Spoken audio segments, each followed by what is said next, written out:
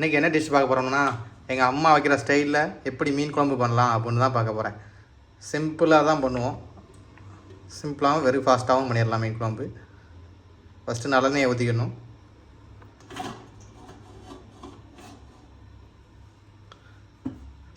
நல்லெண்ணெய் ஊற்றிட்டு வெந்தயம் போட்டுக்கணும் தேவையான அளவு.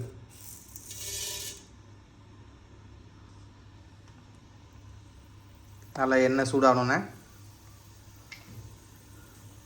வெந்தயம் போட்டுக்கணும்.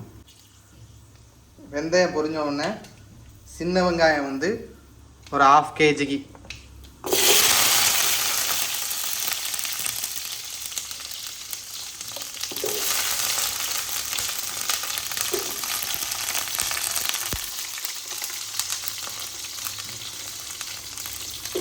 நல்லா கட் பண்ணி 2 கட் பண்ணி வச்சுக்கிட்டு போட்டுடணும்.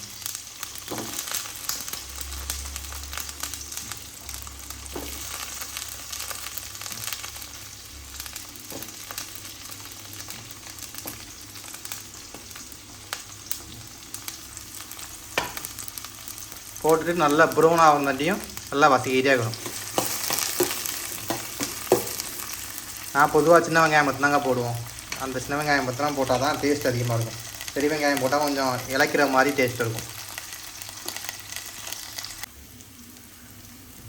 இந்த கண்டிஷன் வந்தோடனே நல்லா ப்ரௌன் கலரில் வந்தோடனே நம்ம என்ன பண்ணணும்னா தக்காளியும் முருங்கைக்காயும் வெட்டி வச்சுருக்கேன், அதை அப்படியே போட்டுக்கணும். நல்லா ப்ரௌன் கலரில் வந்தோடனே தான் போடணும். அதுக்கு முன்னே போட்டால் டேஸ்ட் எடுத்து தராது.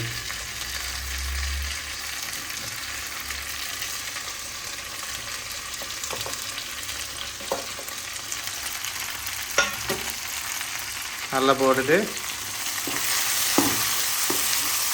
மறுபடியும் நல்லா வதக்கணும்.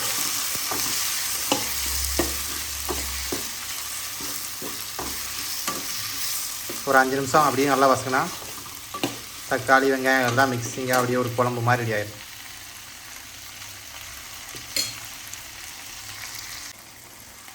நல்லா இந்த கண்டிஷன் வந்தோடனே நமக்கு தேவையான அளவில் உப்பு போட்டுக்கணும்.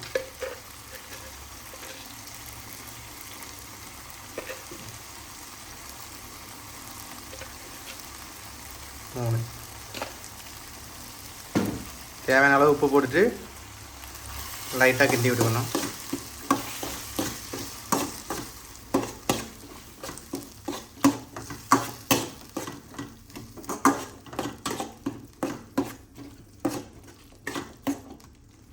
நல்லா கிண்டி விட்டோன்னே லைட்டாக மஞ்சள் பொடி போடணும். மஞ்சள் பொடி போட்டு முடித்தோடனே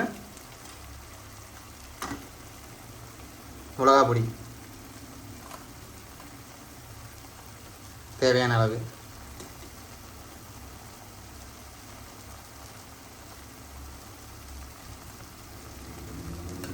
அப்புறம் மல்லிப்பொடி தேவையான அளவு போட்டுட்டு மறுபடியும் நல்லா மிக்ஸ் பண்ணி விடணும். எப்பவுமே பார்த்தீங்கன்னா நல்லா குழம்பு கண்டிஷனில் நல்லா ஒரு தொக்கு கண்டிஷனில் வந்துடும்.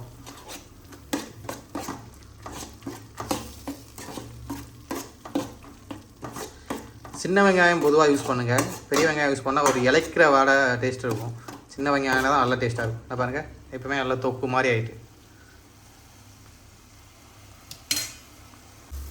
நல்லா தொக்கு மாதிரி வந்தோடனே ஒரு நெல்லிக்காய் சைஸ் அளவு ஒரு எம்சமான சைஸில் புளியை நல்லா கரைச்சி வச்சுக்கணும். புளி தண்ணியை அதையும் அப்படியே ஊற்றிக்கணும்.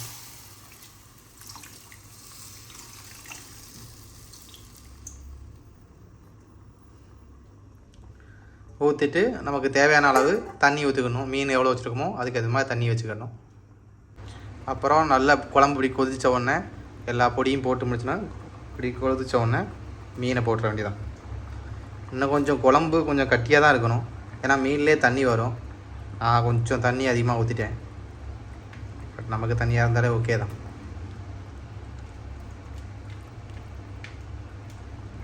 எந்த மீன் போட்டாலும் நல்லா தான் இருக்கும். இந்த மாதிரி மெத்தடில் நீங்கள் எந்த மீன் போட்டு பண்ணாலுமே நல்லாயிருக்கும். நாங்கள் மோஸ்ட்லி குளத்து மீன் ஆற்று மீன் தான் அதிகமாக சாப்பிடுவோம். எங்கள் ஊர் சைடு கடல் கிடையாதுனால.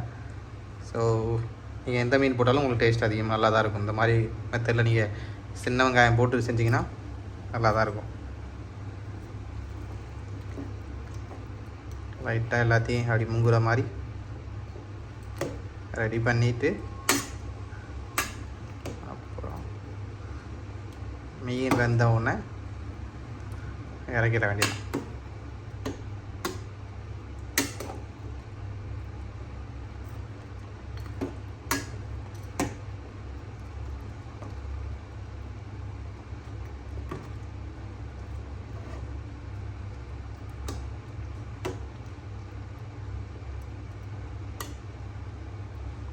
அவ்வளோதான், அது போல வேகட்டும். அவ்வளோதாங்க, சுவையான மீன் குழம்பு ரெடி. நம்ம அப்படி கொதித்த உடனே தேங்காயும் ஜீரகம் பொடி வெங்காயத்தை அரைச்சி மசாலா ரெடி பண்ணிக்கணும். அதையும் போட்டால் செம்ம டேஸ்ட்டாக இருக்கும்.